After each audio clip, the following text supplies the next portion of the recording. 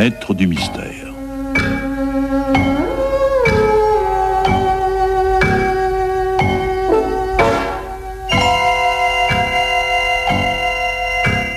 Pierre Billard a choisi pour vous Le diable au coin du feu de Jean Châtenay, avec Michel Bouquet, Pierre Trabou, Guy Pierrot, Bérengère Dautin et Arlette Thomas.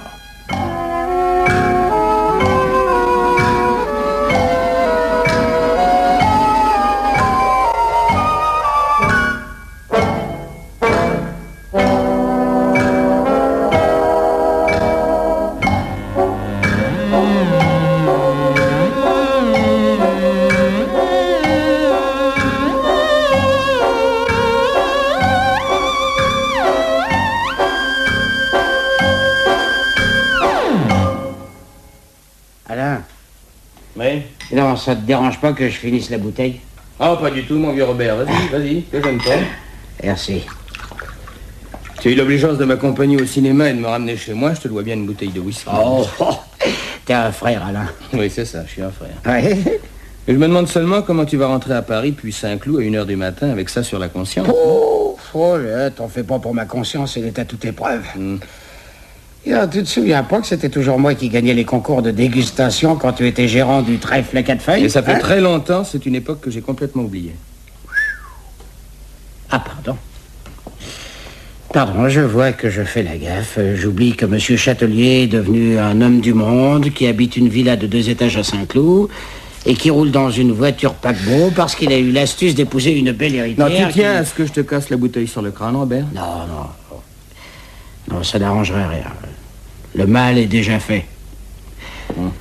Et donc, à propos de ta femme, comment va-t-elle?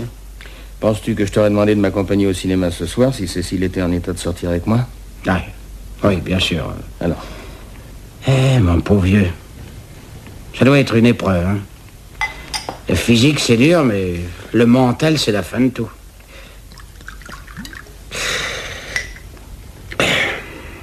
Tu as quand même espoir que ça s'arrange? Oui. Depuis 1 mois, j'ai pris quelqu'un pour s'occuper d'elle toute la journée. Une fille très chic qui la soigne d'une façon épatante. Ah bon, tant mieux. C'est quand même terrible, un truc pareil. Hein. Dis donc, c'est la mort de son premier mari qui lui a tapé sur le... Oui, c'est ça. Oui. Bon, non, excuse-moi, je crois voir à ta tête qu'il vaut mieux que je file. Oui, ça vaut mieux, Robert. Alors, quoi que tu dis, j'ai l'impression que tu supportes moins bien le whisky qu'autrefois. Ça c'est possible, alors. Oui, c'est l'âge. Oh, me voilà tout morose. Je crois que si je continue, je vais me mettre à pleurer. Oh, excusez-moi, monsieur Châtelier. Je descendais chercher quelque chose pour madame. Je vous en prie, Marina. Et je vous présente mon ami Robert Lecoutre, mademoiselle Berthet. Tu sais, Robert, c'est la personne qui s'occupe de Cécile. Ah, mais c'est très bien. Bonsoir, mademoiselle. Monsieur. Alain vient justement de me faire de vous des compliments. Oui, c'est ça. Bon, alors, cette fois, je te mets dehors. Oui, tu as raison. Allez, bonsoir, mon vieux. Bonsoir. Et meilleure santé chez toi. C'est ça. Bonsoir. Tiens, je te raconterai. Bonsoir, mademoiselle. Allez. Bonsoir. Ivrogne. Qui est cet imbécile? Un copain. C'est lui qui m'a ramené ce soir. J'ai laissé ma voiture à Paris. On va me changer le pare-choc. Le carrossier me l'a promise pour demain soir, 7h. Ça me fera un bon témoin. Faut rien perdre. J'arriverai au garage avec mes valises, je ferai le plein et je préciserai bien que je pars directement pour Francfort. Pourquoi es-tu rentré si tard? Je suis allé au cinéma avec Robert. Tu es allé au cinéma? Oui. Mais je t'admire. Moi, je t'ai attendu. Mais il faut me comprendre, Marina, j'ai besoin d'un peu de détente. Ce que nous allons faire dans 24 heures va décider de notre existence à toi et à moi. Il faut avoir l'esprit clair, le réflexe rapide, et pour ça, il ne faut pas que l'entreprise devienne une idée fixe. La moindre faute, et nous perdons le paradis pour gagner l'enfer. Mon bel ange. Tu allais voir un film comique, sans doute. Oui, bien sûr, oui, j'ai horreur de la tragédie. Tiens, cet idiot de Robert a oublié sa gabardine. Et qu'il est fichu de revenir la chercher demain. Enfin, je la déposerai chez lui en allant à Paris. En somme, tu partiras pour Francfort demain soir, frais et dispo, comme ça, sans préoccupation particulière. Mais voilà, qu'est-ce que tu as, Marina? Tu as peur? Moi, j'ai pas pris beaucoup de détente ces jours-ci, Alain. Et j'ai pas ta merveilleuse confiance en l'avenir. Ma chère enfant, si je n'avais pas confiance en l'avenir, je resterais ici à ronronner au coin du feu comme un chat persan en me faisant les griffes sur le velours du canapé, sans plus. Mais je suis un bagarreur, un optimiste incorrigible. C'est pourquoi j'ai décidé de remettre en jeu tout ce que j'ai déjà gagné. Cette fois, je vais faire sauter la banque. L'avenir est à nous, mon ange. À condition que tu y mettes un peu du tien. Je crois que j'ai mis du mien jusqu'ici, Alain. Mais ce soir... Ce soir, quoi? Ce soir est un soir comme les autres soirs, je pense. Non, Alain.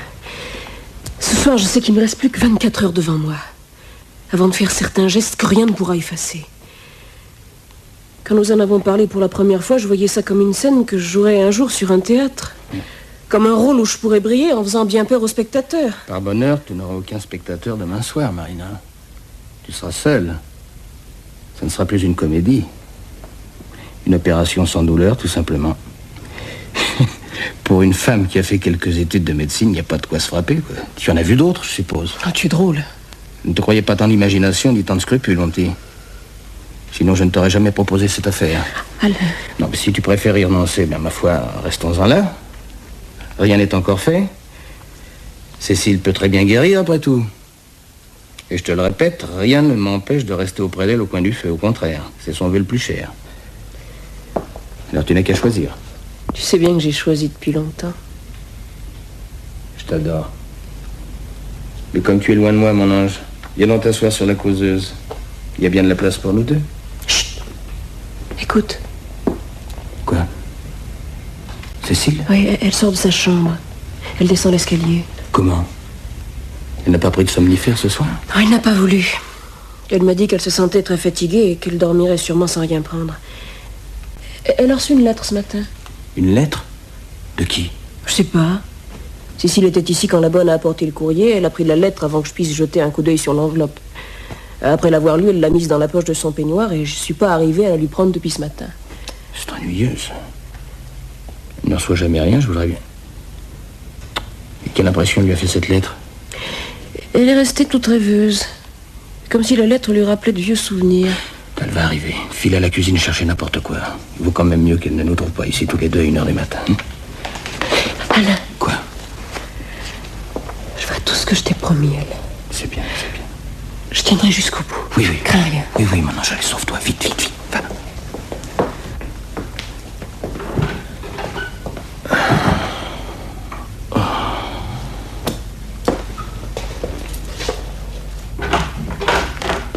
Cécile! Tu m'as fait peur, ma chérie. Bonsoir, Alain. Bonsoir, mon chéri. Il y a longtemps que tu es rentré? Oh, il y a une demi-heure. Robert m'a raccompagné. Quelle heure est-il? Mais bientôt 1h du matin.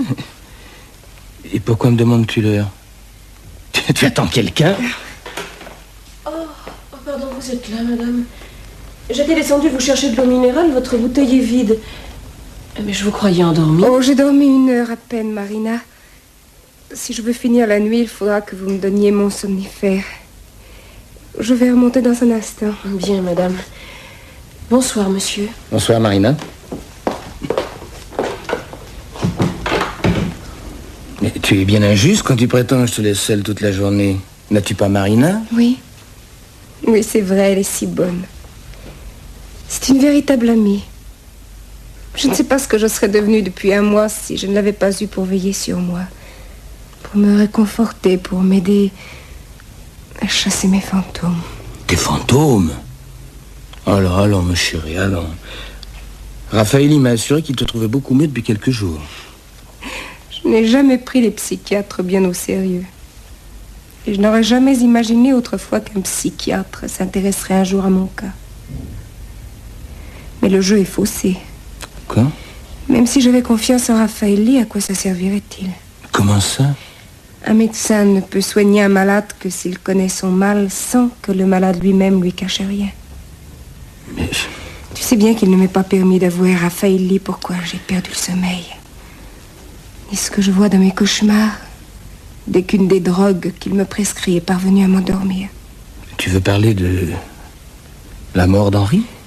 De quel autre mal penses-tu que je souffre, Alain? Me conseilles-tu de dire à Raphaël que la seule idée fixe dont je ne puisse me débarrasser, C'est l'idée que mon premier mari est mort à Non, cause... Cécile, ma petite fille. Oh, tu as montré beaucoup de courage depuis 1 an. Il faut continuer, hein? Une autre année sera vite passée, une autre encore, et nous oublierons tout, Cécile, tout.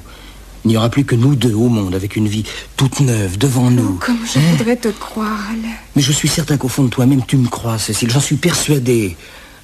Henri Michelson a trouvé la mort d'une façon stupide à 1h du matin sur la route de Bordeaux, il y a 1 an. Bon, quand il est mort, j'étais à Paris, à 300 km du lieu d'accident. Et toi, à Saint-Jean-de-Luz, malade. Au point que tu lui avais téléphoné de venir au plus vite. Ah non, vraiment! Non, Cécile, Non, c'est pas vrai, je n'ai rien fait, j'ai rien. Mon Je ne lui ai jamais demandé de venir, je lui ai pas téléphoné, non, Mais Cécile, non, souviens... Ah non, c'est pas vrai, je l'ai jamais voulu. Jamais! Non, je ne veux pas souffrir, c'est pas vrai, je n'ai rien fait. Marina, donnez-lui vite un calmant, enfin quelque chose. Marina! Mais qu'est-ce qui vous... Ah non, laissez-moi, ne me touchez pas. Vous entendez crier là, ouais. Soyez sage. Calme-toi. Tenez, je vais vous préparer votre sommeil. Ah non, Marina, je n'en veux pas. Voyons, vous savez bien que vous ne dormirez pas si vous refusez de le prendre. Me sois raisonnable, ma petite Cécile. Fais ce que te dit Marina. Ah non, laissez-moi. Mon Soyez chéri. sage. Oh mon Dieu. Et qu'est-ce que c'est que ça? Ah, c'est ce crétin de Robert qui vient chercher sa gabardine. Ben, il n'a qu'à entrer, la grille du jardin n'est pas fermée. Alors venez vous coucher, madame. L'ami de monsieur ne va pas vous trouver dans cet état. Non, ce n'est pas l'ami d'Alain. Comment? N'est pas Robert? Et comment le sais-tu? Enfin, Cécile, qu'est-ce que ça signifie? Entrez, Raymond. Entrez donc.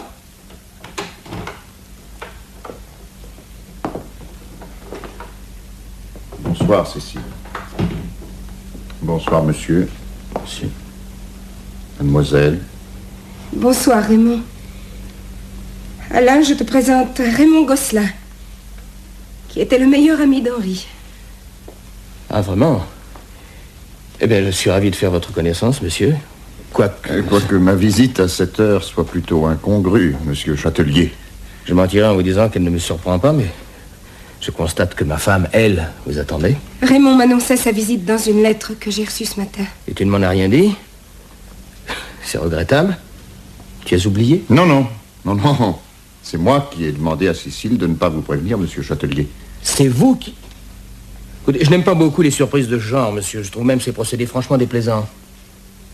Vous n'avez plus besoin de moi, madame? Non, Marina. Ne tardez pas trop. Les longues veillées ne sont guère indiquées dans votre état. Oui, c'est vrai, Cécile, tu ferais mieux d'aller te reposer. Mais non, Alain.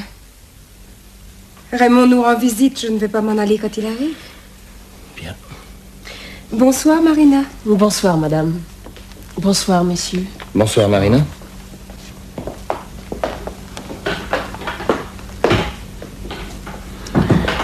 C'est la personne qui s'occupe de vous, Cécile? Oui.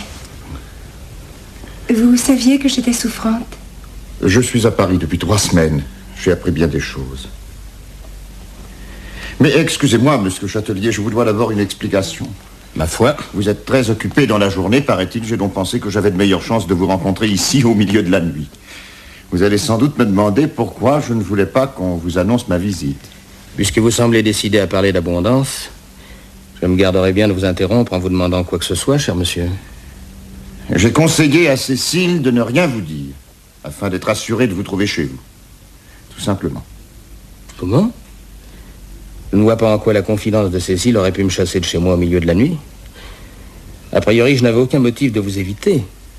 Notez que ce sera différent désormais. Êtes-vous certain, cependant, que si on vous avait annoncé que le meilleur ami d'Henri Michelson vous rendrait visite cette nuit, vous n'auriez pas fermé la grille de votre jardin et coupé le fil de la sonnette? Moi? Pourquoi, diable? Vous ne me connaissez pas, monsieur Châtelier. La seule fois où nous aurions pu nous rencontrer, c'était à l'enterrement du docteur Michelson. Mais vous n'y assistiez pas. Enfin, autant que je me souvienne. Monsieur, si c'est une plaisanterie, elle est détestable. Vous semblez bien informé. Vous n'ignorez donc pas que l'état de santé de ma femme est précaire. Lui rappeler la mort de son premier mari est un moyen sûr de provoquer chez elle une de ces crises qui mettent chaque fois sa vie en danger. Un moyen sûr.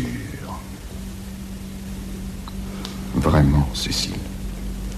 Raymond, je ne comprends pas. J'étais heureuse de vous revoir et vous arrivez ici comme si vous vouliez vous venger de quelqu'un. Cécile, je vous jure que je ne veux pas vous faire de mal. Au contraire.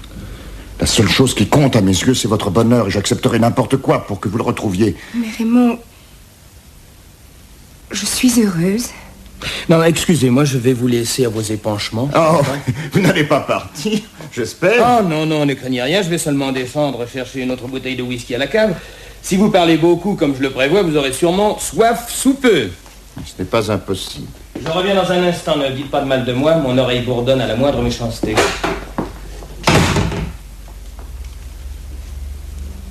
Alors, vous êtes heureuse, Cécile? Mais oui. Et votre maladie? Je vais guérir. Et dès que je serai guérie, nous partons en voyage, Alain et moi. Nous irons peut-être en Amérique. Venez donc me voir au Canada. Comment est-ce? Ah, il y a de belles forêts. Je suis sûr que vous aimeriez. Pourquoi êtes-vous parti il y a 5 ans, Raymond? Cécile, je me suis promis de tout vous dire cette nuit, une fois pour toutes. Voulez-vous entendre la vérité? Mais bien sûr. Même si c'est une vérité sans charme, sans douceur, plutôt laide et mauvaise. Vous m'effrayez. Voilà bien la première fois que j'entends parler d'une mauvaise vérité. Et qui concerne-t-elle? Vous, Cécile. Et votre mari. Et moi. Et Henri. Surtout. Henri? Docteur Michelson, mon ami d'autrefois, qui vous a épousé il y a 5 ans et qui est mort l'été dernier. Êtes-vous capable d'entendre parler de lui à présent? De lui et de sa mort? Oui, Cécile. Alors dites, racontez, je vous en supplie. Parlez. Délivrez-moi pour l'amour du ciel. Ma pauvre Cécile. Voilà. Vous étiez en train de vous impatienter, je t'arrive. Mais rassurez-vous, j'apporte tout ce qu'il faut. Voulez-vous me faire un peu de place sur le guéridon, monsieur Gosselin? Et bien entendu. Merci. Là. Je vous sers? Je vous en prie. Vous m'arrêtez, n'est-ce pas? Merci. Eh bien, ça ne va pas, Cécile? Tu as les yeux brillants comme si tu avais de la fièvre. Mais non. Pas plus de whisky, Non. s'il vous plaît. Bien, je suppose que vous avez une histoire à nous raconter, n'est-ce pas? Eh bien, commencez donc, je vous écoute avec toute l'attention dont je suis capable. La seule chose que je crains, c'est que Cécile ne se fatigue. Non, je me sens tout à fait bien, je t'assure. Parfait. Eh bien, allez-y donc, cher ami, nous vous écoutons.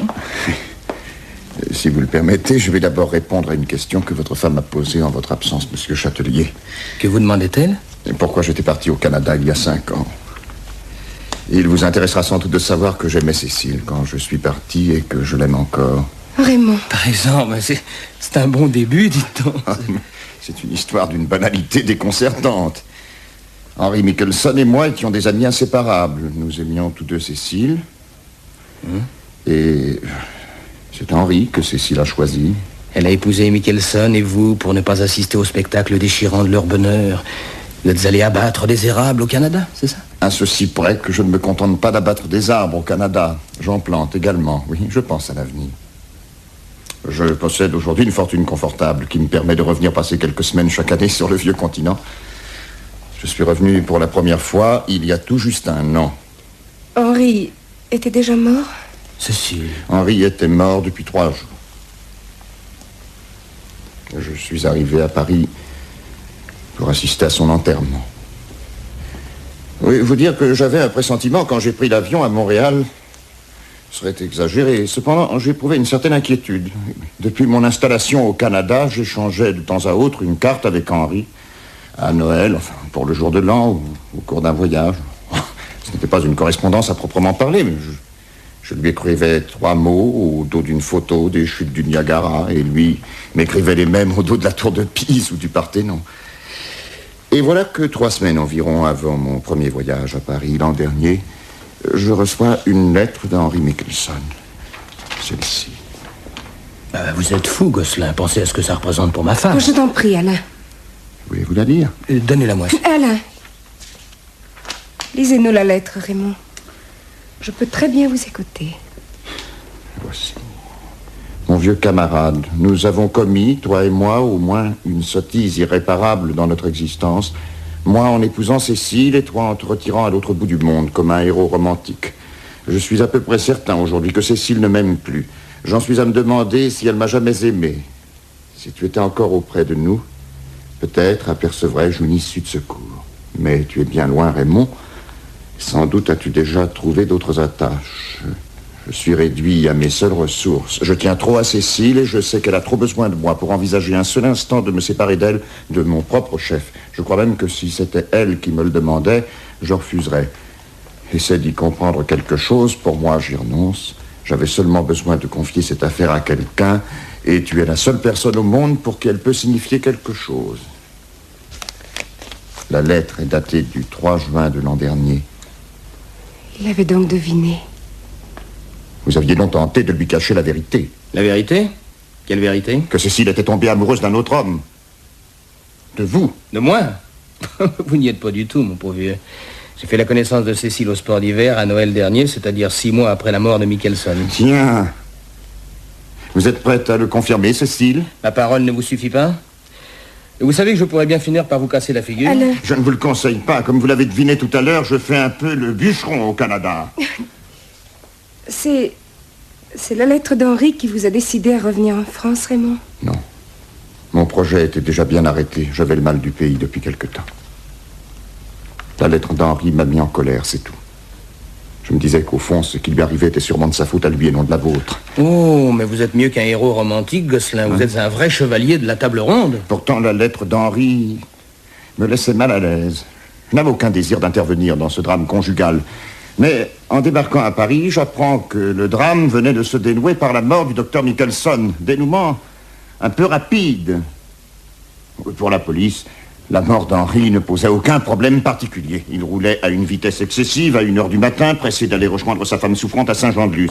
Il s'est trouvé déporté complètement sur sa gauche dans un virage sans visibilité et s'est écrasé contre un camion qui montait vers Paris. Cécile a entendu comme moi cette horrible histoire au moins 100 fois. Je ne vois pas qu'il soit utile et particulièrement agréable de l'entendre une fois de plus. Je ne crois pas que vous ayez entendu ce que je vais vous raconter à présent, Châtelier. Non, et quoi qu'il en soit, je vous demande... Allons. Au début de cet entretien, vous avez promis de ne pas m'interrompre. 15 jours durant, après mon arrivée à Paris, chaque mot de la lettre d'Henri m'est revenu à l'esprit. J'aimais Cécile.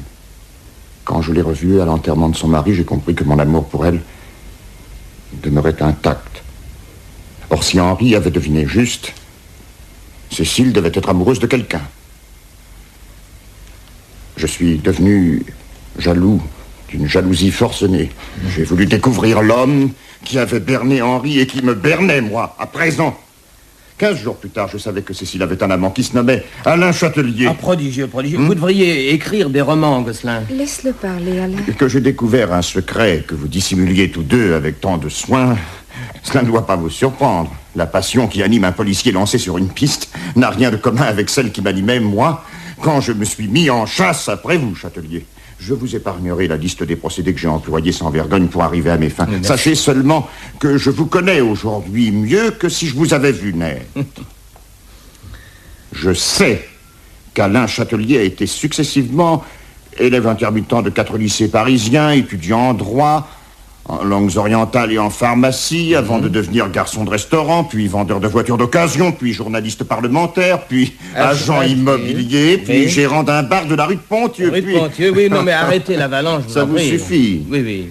Ce que je sais surtout, c'est que vous êtes devenu l'amant de Cécile pendant un voyage d'Henri Michelson à Genève 3 mois avant sa mort. Je peux même vous indiquer l'hôtel de la région de Fontainebleau, où vous vous rencontriez par la suite et... Oh, Raymond. Non, mais allons, avouez tout, Gosselin. Vous êtes flic, pas vrai? Ou alors, vous vous êtes vraiment trompé de carrière. Ce que j'ai appris concernant votre plaisante personnalité a fait naître en moi de curieux soupçons, Châtelier. J'ai entrepris de nouvelles recherches, mais cette fois dans un but précis. J'ai voulu connaître toutes les circonstances de la mort d'Henri Michelson. Vous êtes flic? Aucun doute à mes yeux. J'ai relu attentivement le récit de l'accident tel que les journaux l'ont rapporté. Le chauffeur du camion contre lequel s'est écrasée la voiture d'Henri est sorti indemne de la collision dont il est l'unique témoin. Et ce témoin croit avoir aperçu une autre voiture sur la route quand le choc s'est produit. Une voiture que Michelson était en train de doubler au beau milieu du virage et dont le camionneur a même cru reconnaître la marque. Oui, le chauffeur du camion a cru voir une voiture dont il a cru reconnaître la marque. Mais l'enquête a établi que Michelson roulait en plein phare.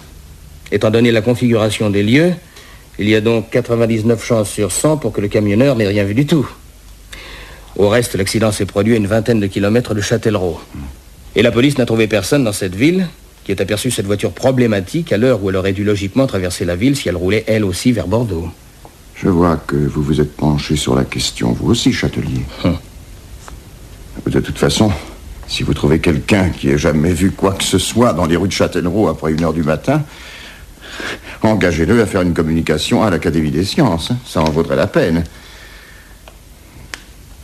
Vous avez changé de voiture quelques jours après l'accident de Michelson. Celle que vous possédiez auparavant était de la marque indiquée par le camionneur. De plus en plus étonnant, nous devons être quelques milliers d'automobilistes dans le même cas. Un instant.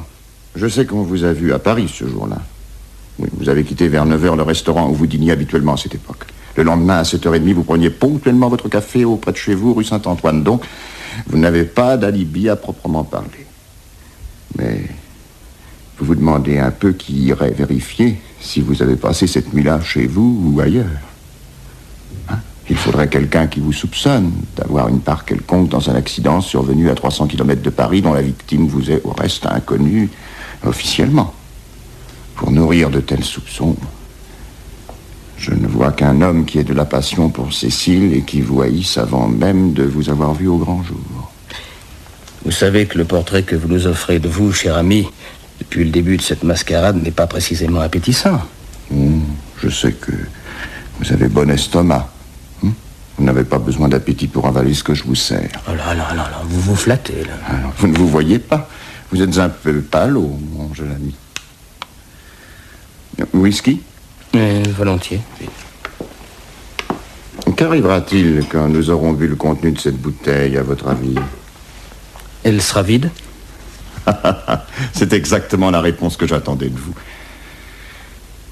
La voiture dont nous parlons... Encore, mais nous n'en sortons pas. Non, rassurez-vous, nous allons en sortir dans un instant.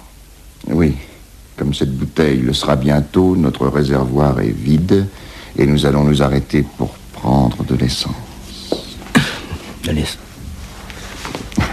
Cette fois, je crois deviner que ça vous rappelle quelque chose. Moi, absolument rien. Mais si. Je vais vous donner des précisions. Le réservoir de la voiture en question lui permet de parcourir environ 400 km à grande vitesse avant de ravitailler. En supposant que vous ayez fait le plein avant de quitter Paris, ce qui allait de soi, il n'était pas impossible de retrouver la pompe où vous vous étiez arrêté sur le chemin du retour.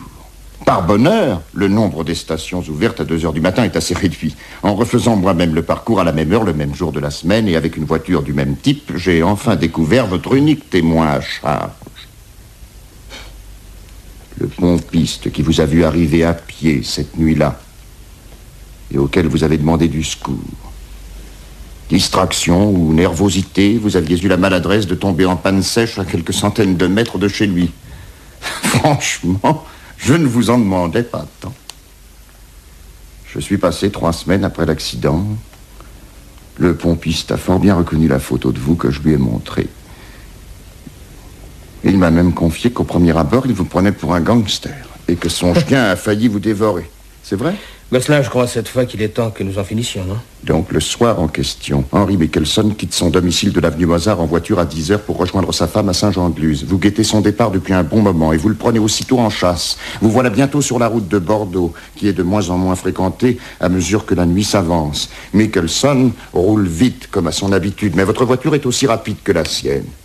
Vous savez que cet homme de science, ordinairement intelligent et pondéré, est un conducteur hargneux et vindicatif qui supporte très mal de se laisser doubler sur la route par une voiture de même puissance que la sienne. En prenant tous les risques, vous le doublez. C'est la bataille déclarée. Derrière vous, vous sentez qu'il s'excite comme un forcené. Il ne vous reste plus qu'à guetter l'instant propice. Peu après Port-de-Pile, avant Châtellerault, il y a un virage difficile que vous devez connaître parfaitement. Oui, je connais. 200 mètres avant le virage, vous distinguez le halo des phares d'un camion qui aborde l'autre extrémité de la courbe et vient à votre rencontre. Vous ralentissez. Michelson, qui n'a pas aperçu la lueur, pense que vous abandonnez la lutte. Triomphant, il déboîte et se porte aussitôt à votre hauteur. Il voit alors le danger. Il a juste la place de se rabattre avant le virage. S'il veut éviter le camion, il passerait sans doute si, à cet instant, vous ne décidiez d'accélérer à fond. Et malgré les efforts désespérés de Michelson, les 2 voitures demeurent côte à côte, juste au moment où les phares du camion surgissent à quelques mètres de Michelson et viennent frapper en plein le visage effaré d'un homme qui ne comprend rien, ou qui comprend trop tard. Pourquoi me regardes-tu d'un œil si inquiet, Alain? Ne crains rien pour moi. Ensuite, Raymond? Ensuite, Cécile, je suppose que l'assassin d'Henri n'a éprouvé aucune envie de revenir sur ses pas. Je suppose qu'il a fait demi-tour en empruntant des routes secondaires et qu'il n'a rejoint la nationale qu'à bonne distance de l'accident, peu avant Tours, sans doute. La station où il s'est arrêté se trouve entre Tours et Vendôme. Vers 4 heures du matin, il était de retour à Paris. Est-ce vrai, Châtelier, ou faux? Vous oubliez que je ne suis pas seul dans cette affaire, Gosselin. Puisque vous prétendez tout savoir, vous n'ignorez sûrement pas que Michelson avait horreur de voyager la nuit.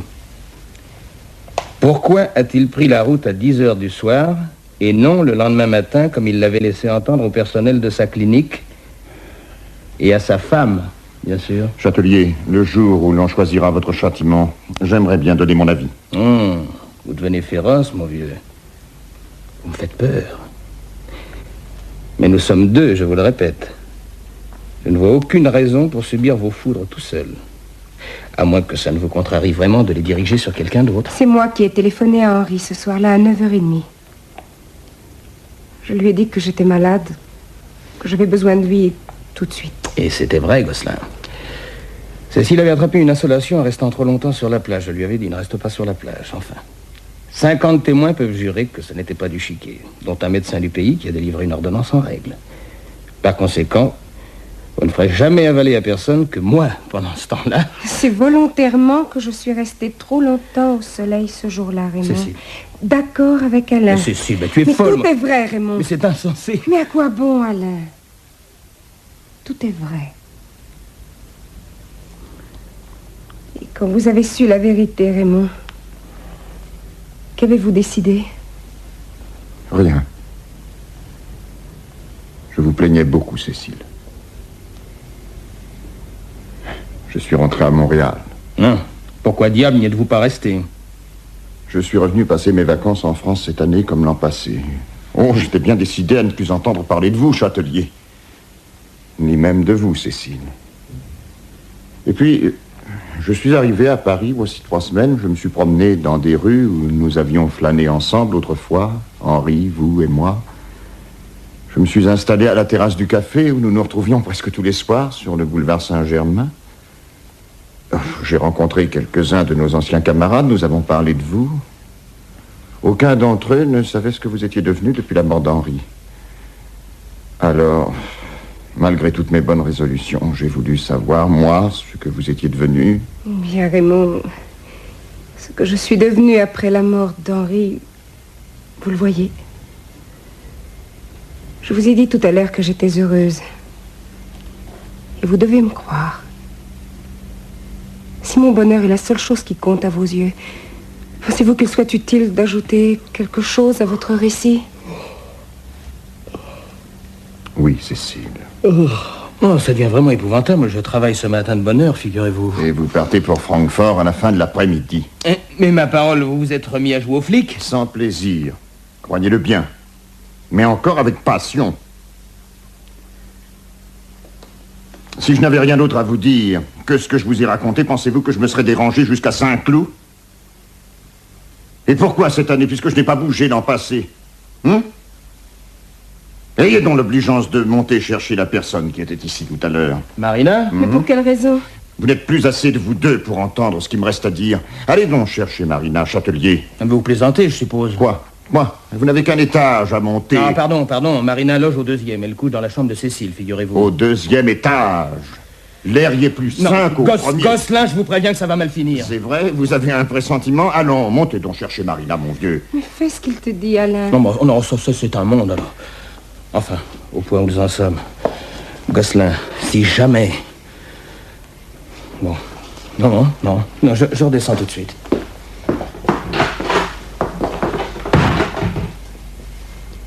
Qu'est-ce que vous allez faire, Raymond? Voulez-vous partir avec moi pour l'Amérique, Cécile? Comment? Non, ce n'est ni une folie, ni une question en l'air.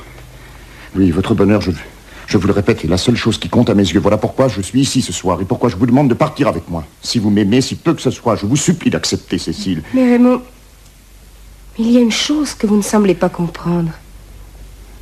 C'est Alain que j'aime. Mais savez-vous seulement... Mais que voulez-vous que je sache d'autre? Je l'aime, Raymond. Je n'aime que lui au monde. Vous me connaissez depuis assez longtemps, vous devriez bien penser que la jeune fille rangée d'autrefois ne s'est pas faite sans raison la complice d'Alain dans le crime abominable que vous venez d'évoquer. La raison, la seule, c'est que j'aime Alain. Et que pour le garder... Pour le garder, il fallait que vous lui apportiez autre chose que l'affection d'une jeune fille rangée. Il lui fallait surtout la fortune d'Henry Michelson. Raymond, je sens que je vais vous détester. Je sais combien vous devez haïr mon mari et je serais malvenue de vous le reprocher. Cependant, prenez garde. Si vous tentez quoi que ce soit contre lui, vous me trouverez toujours de son côté. C'est à moi que vous porterez le premier coup. Je suis heureuse que vous ayez découvert notre misérable secret. Si j'avais dû le garder pour moi toute seule, je crois bien que j'en serais morte. Pour vous seul? Et lui? N'est-il pas avec vous pour le partager à chaque instant, ou bien... Laissez-moi, Raymond. Allez, laissez-nous. Partez. Retournez dans vos forêts d'Amérique et oubliez-nous. Ah, voici votre mari et votre infirmière, Cécile. Si après ce que je vais leur dire, vous persistez dans vos sentiments, alors je partirai et je finirai sans doute par vous oublier. Vous voulez vraiment leur parler? C'est la dernière faveur que je vous supplie de m'accorder, Cécile. Voilà. Le grand inquisiteur veut vous confesser, seulement méfiez-vous. S'il n'est pas satisfait de vos réponses, attention. C'est un homme qui vous jette au feu comme un rien. Ah non, vous me peignez plus noir que je ne suis, Châtelier. Je ne menace personne. Et je n'ai préparé aucun bûcher pour aucun d'entre vous. Ce n'est pas l'envie qui m'a manqué, d'ailleurs. Mais enfin, je me contrôle. Que désirez-vous savoir de moi, monsieur? Depuis combien de temps connaissez-vous Alain Châtelier, mademoiselle? Depuis un mois. Le docteur Raffaelli lui a conseillé de prendre une infirmière pour veiller sur madame Châtelier. Et il m'a engagé. Sans vous connaître? En temps ordinaire, je travaille dans la clinique du docteur Raffaelli. C'est le docteur lui-même qui m'a recommandé à monsieur Châtelier, bien entendu. Oh, c'est ce qu'on appelle un circuit fermé, en somme. Qu'est-ce que vous insinuez, Gosselin? Voilà longtemps que vous accompagnez votre femme à la consultation du docteur Raffaelli Châtelier. Il vous est arrivé aussi de vous rendre seul à sa clinique, bien avant l'engagement de Marina. Hein? Pour faire votre choix, sans doute. Gosselin, vous exagérez. Ce qui n'empêche pas que Marina soit devenue votre maîtresse il y a au moins 2 mois, dans des conditions que je ne saurais préciser. Quoi? Alain! Non, ma chérie, ce type est complètement fou. D'ailleurs, je vais le mettre dehors, la comédie a trop duré. Un instant, Châtelier. Laissez-moi d'abord terminer. Le processus est exactement le même que lorsque vous avez fait la conquête de Cécile, à ceci près que c'est vous, maintenant, qui partez en voyage, et non plus Michelson. Comme vos départs coïncident souvent avec les jours de repos de Marina, il est évident qu'elle a certaines facilités pour vous accompagner.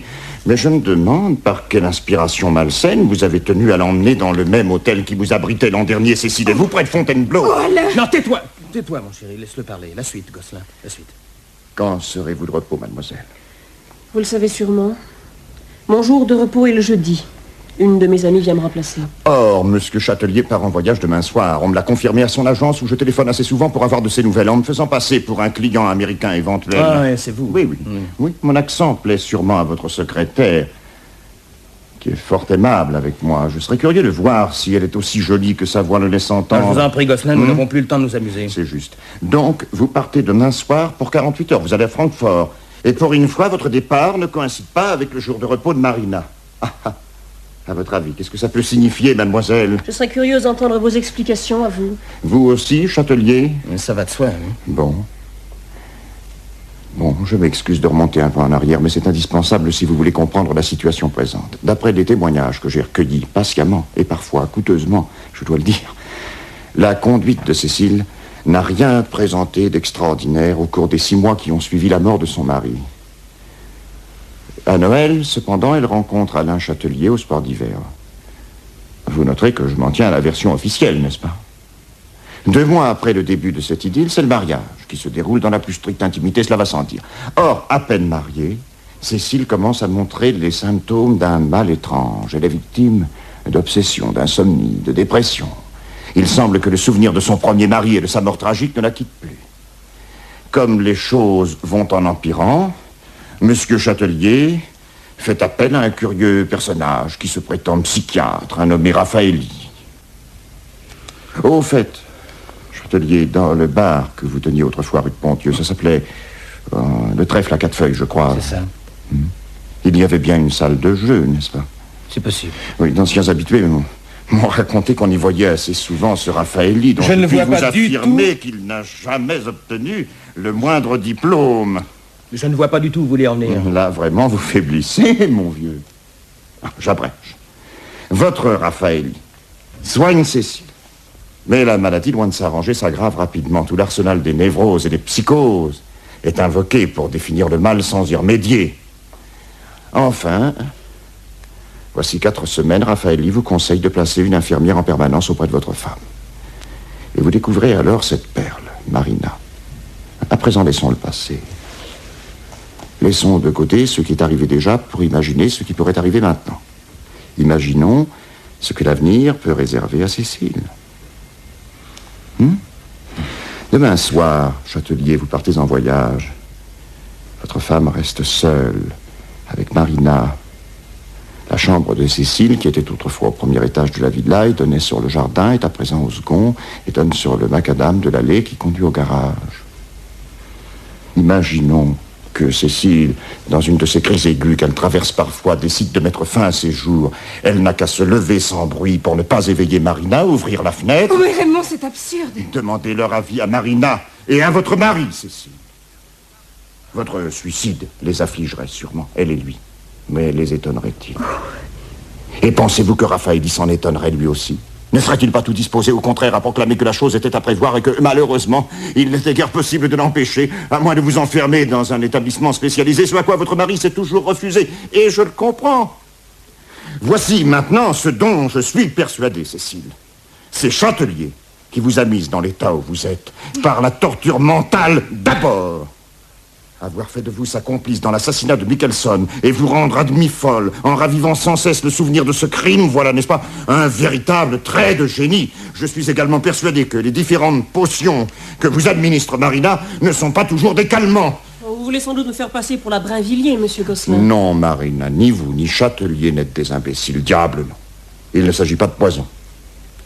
Il s'agit de mettre les nerfs de Cécile hors d'usage. Et bien des drogues qui ne laissent aucune trace, sont à votre disposition pour y parvenir. Raffaelli s'étonne sans doute du peu d'efficacité de ces remèdes, mais quoi? Ce n'est pas le premier charlatan à éprouver ce genre de déconvenu.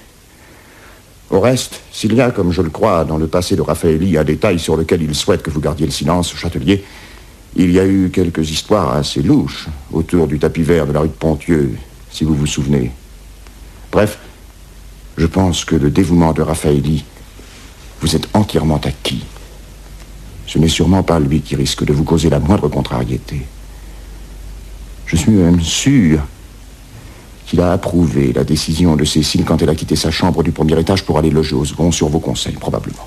Il est vrai que Cécile est beaucoup plus tranquille là-haut. Vos allées et venues et celles des domestiques la dérangent beaucoup moins. L'étage entier est à sa disposition, etc., etc. Non? Non? Continuez, Raymond, mais finissez vite. Cécile... Je redoute qu'il ne se passe demain soir quelque chose d'affreux. Votre mari sera sur la route de Francfort, à l'abri de tout soupçon, comme d'habitude. Vous serez dans votre chambre, au milieu de la nuit. C'est peut-être vous-même qui irez vous mettre à la fenêtre avant de prendre votre somnifère. C'est peut-être vous qui direz à Marina qu'il fait bon, que la nuit est magnifique, et que toutes les étoiles sont sorties. Alors, Marina s'avancera derrière vous. Marina est pour vous aujourd'hui comme une amie, comme une sœur aînée, bonne, douce et si dévouée. Aussi, votre surprise sera si grande qu'il n'est pas certain que vous poussiez un cri au moment où vous tomberez dans le vide.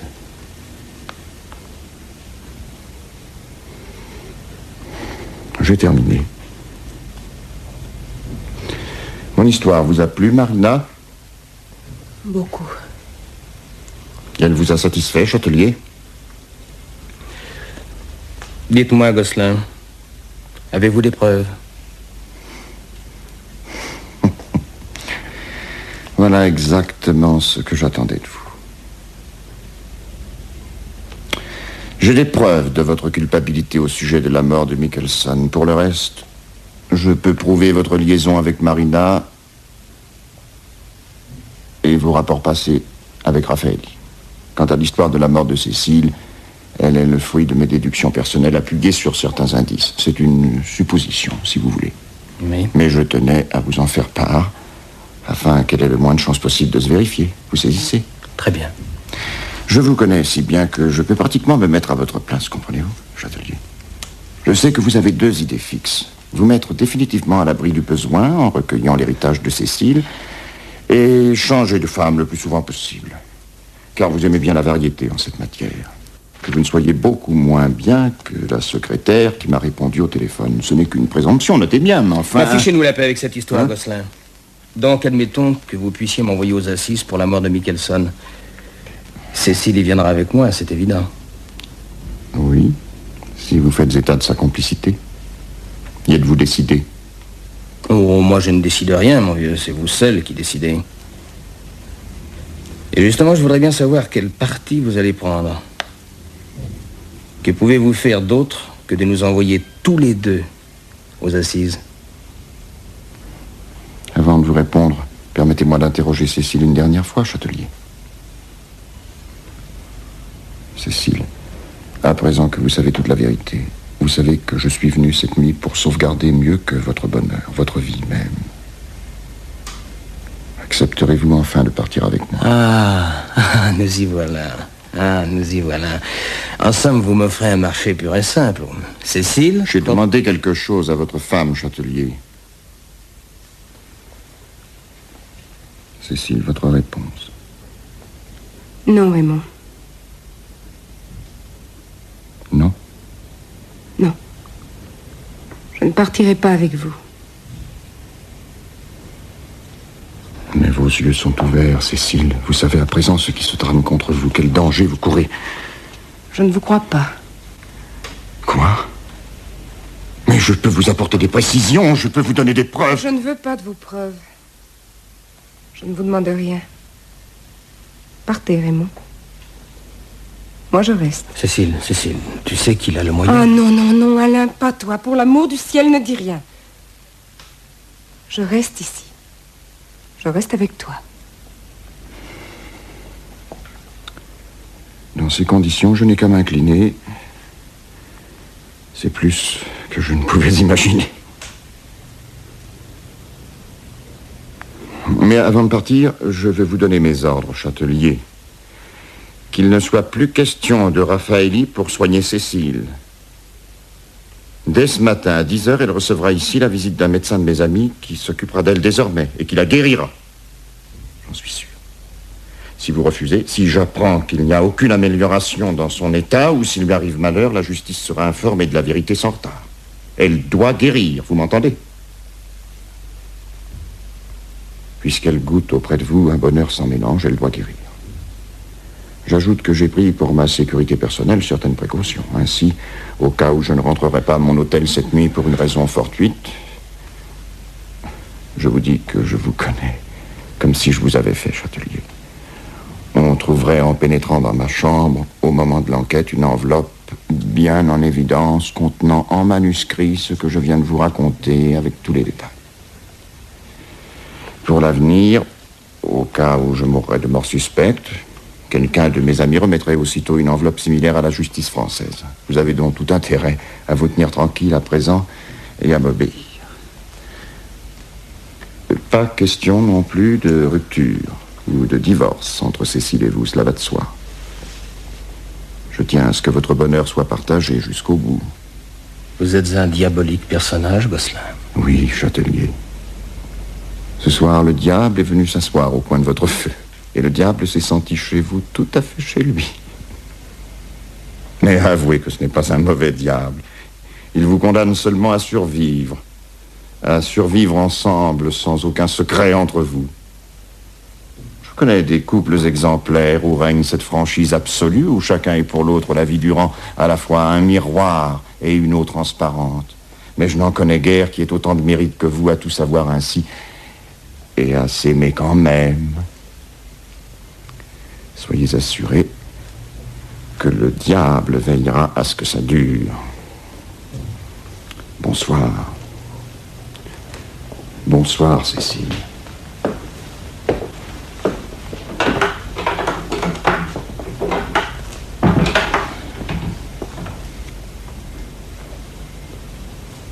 Vous semblez fatiguée, Marina. Vous ne remontez pas vous coucher? Il est bientôt 2 heures du matin. Et toi, Alain? Oui. Si tu travailles toute la journée, si tu voyages une partie de la nuit prochaine, tu devrais te reposer un peu. Oh, je t'en prie, Cécile, ce n'est pas le moment de faire de l'ironie. De l'ironie? Je te jure que je suis très sérieuse. Cécile, je n'ose pas imaginer ce que tu dois penser à présent. Mais il faut que je te dise, moi, qu'il n'y a pas un traître mot de vrai dans ce qu'il nous a raconté, ce fou. Oh, le début était vrai. Non, bah, je veux parler de la fin. Marina est là pour te jurer, avec moi, n'est-ce pas, que la fin de son histoire n'est qu'une suite de divagations, un rêve d'ivrogne, un cauchemar de malade. Ah oui, c'est vrai. C'est vrai. Ça ressemblait tout à fait à certains de mes cauchemars. Non, Cécile, non, je t'en supplie. À présent, qu'est-ce que vous allez faire de moi, tous les deux? De toi, tous les deux? Mais... Marina et toi? Oh non, Cécile. Cécile, quoi, c'est pas possible. Tu peux pas me soupçonner de vouloir ça. Oh. Non, voilà la vérité, la vraie vérité, Cécile. Voilà, Marina va continuer à s'occuper de toi avec le même dévouement, hein, la même affection, jusqu'à ce que tu sois guéri, comme il était prévu.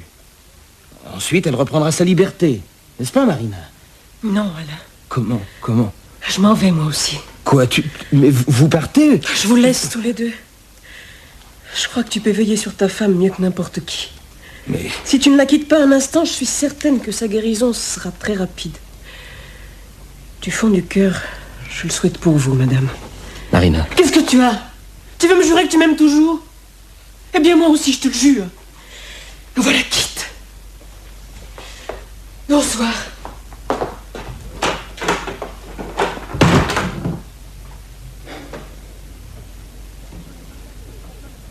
Pourquoi m'as-tu caché que ce type devait venir ce soir, Cécile? Tout ce qui arrive maintenant est ta faute. J'avais pu prévoir qu'il venait, j'aurais... Qu'est-ce que tu aurais fait? Je leur empêchais de te voir, de te faire toute cette peine inutile. Moi, oui, je l'avoue, j'ai eu une faiblesse pour Marina. Enfin, tu me la pardonneras, je sais bien. Depuis le début de ta maladie, nous n'avons pas mené une vie très normale. Et il était fatal que je fasse un faux pas. Mais il n'y a rien d'autre, Cécile, rien, absolument rien. Cette passade avec Marina ne m'a jamais empêché de t'aimer. Mais oui, je t'aime, Cécile. Je t'aime mieux que cet énergumène ne t'a jamais aimé. Tu me crois, n'est-ce pas? Bien sûr, Alain. Sinon, est-ce que je serais restée? J'aurais dû le tuer dès qu'il a ouvert la bouche. On aurait trouvé la lettre dans quelques heures sur la table de sa chambre d'hôtel. Et après? Tu aurais jamais cru à un mot d'un pareil conte à dormir debout. Mais calme-toi, mon amour, n'y pense plus. Tout est bien à présent. Nous sommes seuls. Parfaitement seuls. Comme rêvent de l'être ceux qui se sont jurés de s'aimer pour toujours. Je vais aller me coucher. Il faut que je sois raisonnable si je veux guérir vite. Oh, je vois que Marina a laissé le tube de somnifère sur le guéridon. Veux-tu me le préparer et me le monter ensuite? Bien sûr, Cécile. Merci, Alain. Je monte. Je t'attends là-haut.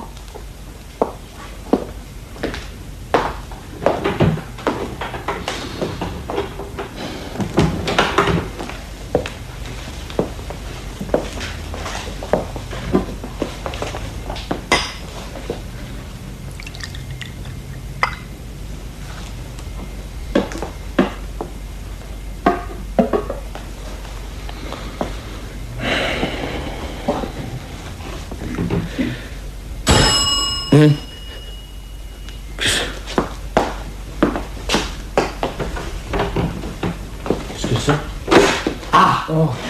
T'es pas encore couché, non, heureusement. C'est toi, Robert? Oui. Tu viens chercher ta gabardine? Ah, là, tu parles d'une histoire. En sortant de chez toi, je rentre à Paris. Je vais boire un coup dans un bistrot, je retrouve des copains, tu sais ce que c'est, on discute, on se raccompagne. Je rentre chez moi et crac, devant ma porte, je m'aperçois que j'ai pas mes clés. Je sais pas mes clés parce qu'elles sont dans la poche de ma gabardine et que j'ai oublié ma gabardine chez toi. Tu te rends compte? Hein? Et ça mériterait pas une tournée, ça, non? Hein? Mais sûrement, oui. Ah. Tu prends un médicament? Hein? Tu prends un médicament? Ah oui, non, j'ai mal à la tête. Ah. Bon, bah alors, je te laisse, je veux pas t'achever. Tiens, voilà ta gabardine. Merci. Ah, dis donc, en revenant ici à l'instant, j'ai vu un de ces carnages au bois de Boulogne. Oh! Qu'est-ce qui s'est passé? Deux bagnoles qui viennent de se percuter au croisement de l'avenue de Longchamp et de l'allée de la Reine Marguerite. Les deux gars roulaient tous les deux à tombeau ouvert. Il y en a un qui arrivait de Neuilly et qui s'en tire avec une patte en moins. L'autre venait de par ici. Celui-là, il est rétamé, alors. Ça, alors, mon vieux. Les flics regardaient ses papiers et ils disaient que c'était un type qui arrivait du Canada. Du Canada? Oui, du Canada, pour se faire nettoyer au milieu du bois de Boulogne. Et il avait la priorité. C'est quand même vache, non? Dis donc. Oui. Dis donc, mais c'est vrai que t'as mauvaise mine, mon vieux. Oui. Allez, bois vite ton truc. Ça va peut-être te faire du bien, hein?